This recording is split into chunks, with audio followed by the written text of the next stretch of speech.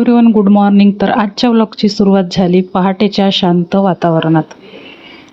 बाहेर येऊन पाहिलं तर सगळीकडे अंधार आणि सुनसान रस्ते. अगदी निशब्द वाटत होतं. अशा शांत सकाळी दिवसाची सुरुवातच वेगळी वाटते. मग म्हटलं आधी थोडं फ्रेश होऊया, म्हणजे सकाळच्या कामाच्या लगबगीसाठी एकदम तयार होता येईल. पण त्याआधी अजून एका गोष्टीची गरज भासते, ती म्हणजे चहा. दिवसाची सुरुवात असो किंवा दिवसाचा शेवट, चहाशी अशी काही मैत्री जुळली आहे की तो नसेल तर काहीतरी अपूर्ण असल्यासारखं वाटतं.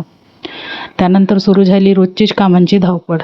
आज सुट्टी होती, पण तरीही सगळं लवकर लवकर आवरायचं होतं, कारण घरचे सगळे बाहेर जाणार होते.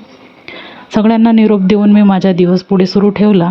दुपारी सगळेजण परत आल्यानंतर निवीला बाहेर खेळायला जायचं होतं, त्यामुळे तिची तर बाहेर पडायची खूपच घाई सुरू होती. थोड्याच अंतरावर खेळायला गेली होती, तेवढ्यात तिचे बाबा गाडीवरून परत येताना दिसले. मग काय लगेच धावत जाऊन गाडीत बसले.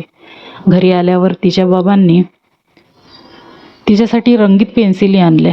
मग दुसरं काही न शोधता तिने सरळ वर्तमानपत्रच उचललं आणि त्यावर रंग भरायला सुरुवात केली. त्यानंतर मी किचनचं आवरायला घेतलं आणि अशाच छोट्या छोट्या क्षणांसोबत आजचा दिवस संपला.